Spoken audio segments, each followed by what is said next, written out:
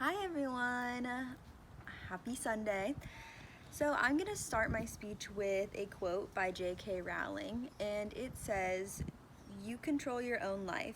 Your own will is extremely powerful." And from this I take that you should live your life the way that you choose to live it.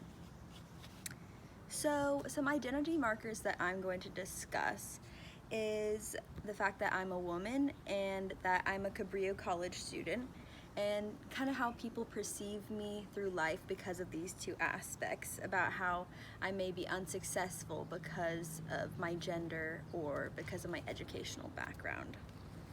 I will also discuss my personal connection with J.K. Rowling as she shares some of my identity traits as well. So again, I hope to portray my gender and educational background, but also showing that it's good to be proud of who you are. So to start, I'm a female, and being born as a woman creates this idea that your gender is inferior, we're automatically weak or incapable, and this honestly makes me more proud because when I succeed, I feel that I've proved people wrong and that I've proved my worth even more. But this idea of being incapable carries on to my educational background. And as a Cabrillo College student, I find that a lot of people look down on me because I don't go to a UC or a named school.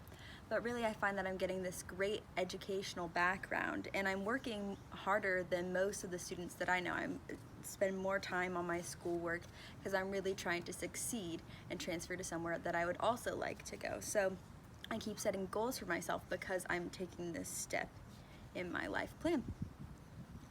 So my inspirational person that shares some of these markers is J.K. Rowling, who's a respected author of Harry Potter and such.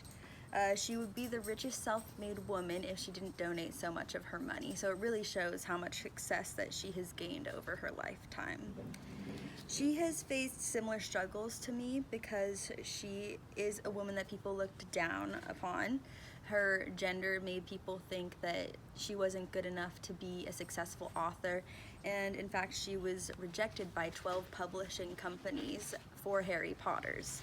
But she worked really hard to show her worth, and she worked as a waitress, which also made people see this image of her that she wasn't good enough because of her waitressing, which is kind of similar to my educational background aspect, that people see an image of you and they make assumptions. But she wrote her first copy of Harry Potter on napkins from that restaurant, so it really shows how much success can come from anything. So coming to the end of my presentation, I want you to remember these points: that we each have individual qualities that others may find shameful, but that we need to be proud of. We have to accept ourselves and accept others for everything that we are. So this is what I'm going to read on my computer. I'm going to read an excerpt from Harry Potter highlighting that we all have differences, but that all of those differences can be great.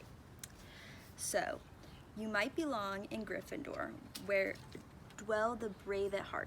Their daring nerve and chivalry set Gryffindors apart.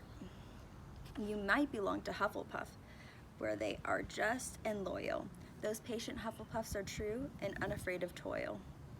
Or yet in wise old Ravenclaw, if you're a ready mind, where those of wit and learning will always find their kind. Or perhaps in Slytherin, you'll make your real friends. Those cunning folks use any means to achieve their needs.